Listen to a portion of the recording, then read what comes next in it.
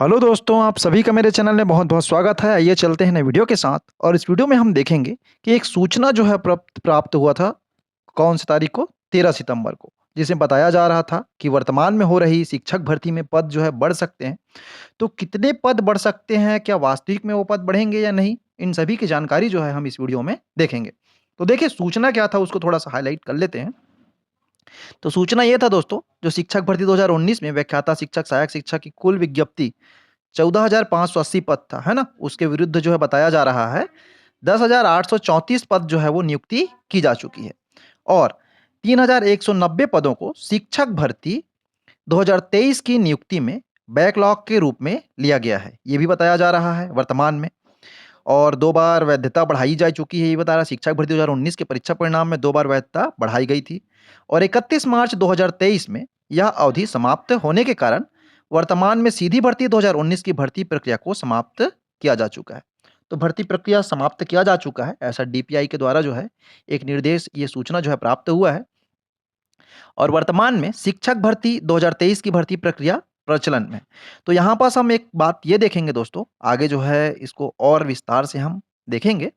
तो पहला तो आप देखेंगे टोटल पद कितना था, 14,580, है ना? और कितने पदों पर नियुक्ति की जा चुकी है बोल रहा है, तो 10,834 पदों पर। अब इस प्रकार से आप देखोगे और यहाँ बताया जा रहा है बैकलॉग में 3,190 पद है करके। तो अगर इसमें हम माइनस करते हैं 14,580 माइनस अगर हम करेंगे 10,834 को, तो आप देखेंगे टोटल जो माइनस होकर के जो आएगा वो कितना निकल करके आ रहा है हमारे पास, 3,746। इतने पोस्ट जो है आपको देखने को मिलेंगे। परंतु ये बताया जा रहा है अभी वर्तमान में 3,190 पोस्ट को बैकलॉग के लिए दिया गया है। तो यहाँ पास आप समझ जाएंगे इस जगह क्या हो रहा है लगभग, है ना? तो यहाँ पास से आपको समझ आ रहा होगा लगभग 500 पोस्ट जो है क्या है, कहाँ चला गया, यहाँ पास देखने को मिल रहा है। अब आइए देखते हैं शासन ने किस प्रकार से कोर्ट में अपनी बातों को रखा है और किस पोस्ट में कितने-कितने पोस्ट को जो है दिया गया है, ये बताया जा रहा है। आइए उसको विस्तार से देखते हैं दोस्तों। चलिए विस्तार से देखते हैं। तो ये बताया जा रहा है बैकलॉग में शासन के अनुसार कितना पोस्ट, 3,190 पोस्ट, है ना? और उन पोस्ट को किस प्रकार से बाँटा गया है, ये भी हम देखते हैं। तो शासन ने ये बताया है कि व्याख्याता में, आप सभी को मालूम है अभी वर्तमान में व्याख्याता नियुक्ति में 432 पोस्ट निकला हुआ था। तो ये व्याख्याता में बैकलॉग को दिया गया है। उसी प्रकार से शिक्षक भर्ती में, जैसे शिक्षक अभ्यर्थी हैं, उनके भर्ती में कितना पोस्ट, तो उनके बताया गया कि 2,050 पोस्ट जो है शिक्षकों को दिया गया है। उसी प्रकार से सहायक शिक्षक के लिए, है ना? तो सहायक शिक्षक में कितना बताया गया है, तो सहायक शिक्षक में बताया जा रहा था 708 पोस्ट। परंतु इन पोस्ट को किस प्रकार से बाँटा गया है, उसको हम ध्यान से आगे देखते हैं। तो व्याख्याता का तो आप सभी को मालूम है 432 पोस्ट, लेकिन इन सभी पोस्ट को ही हम टोटल करते हैं, तो सभी पोस्ट को टोटल करने पर निकलता है 390, जिसको शासन ने बताया है कि 390 पोस्ट जो है उसको बैकलॉग में दिया गया है। परंतु आप सभी को मालूम है वर्तमान में बैकलॉग में कितने पोस्ट को बताया गया, व्याख्याता को, है ना? अब हम देखते हैं शिक्षक के पद को किस प्रकार से बाँटा गया है दोस्तों। तो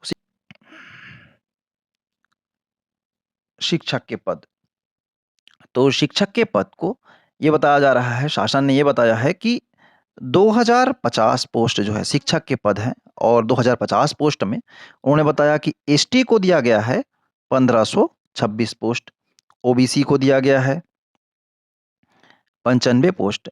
उसी प्रकार से एससी को 200 पोस्ट और जनरल, है ना? जनरल कैटेगरी का था, उसके लिए था 229 पोस्ट। परंतु ये पोस्ट जो है वर्तमान में जुड़ा हुआ नहीं है ना?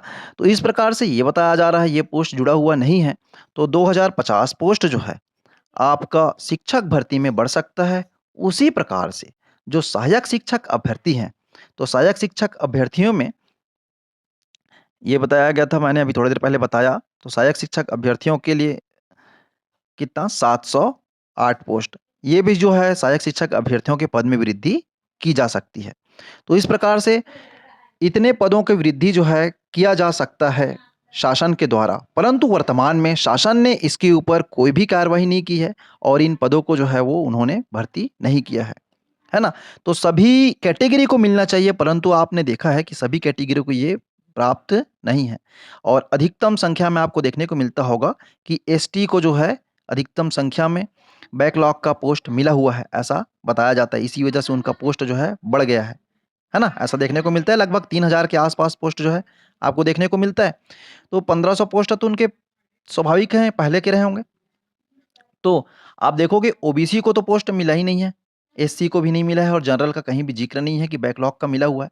तो इस प्रकार से शिक्षक भर्ती में अगर पोस्ट बढ़ते हैं, तो एसटी को 1526 पोस्ट के अनुसार अगर अधिक मिला हुआ है तो वो काटा जा सकता है। ओबीसी को 95 पोस्ट, है ना? एससी को 200 पोस्ट और जनरल को 229 पोस्ट, इतना जो है प्राप्त होगा और सहायक शिक्षक को 708 पोस्ट, इसको भी कैटेगरी के हिसाब से एसटी, एससी, ओबीसी और जनरल के लिए एक परसेंटेज में बाँटा जा सकता है।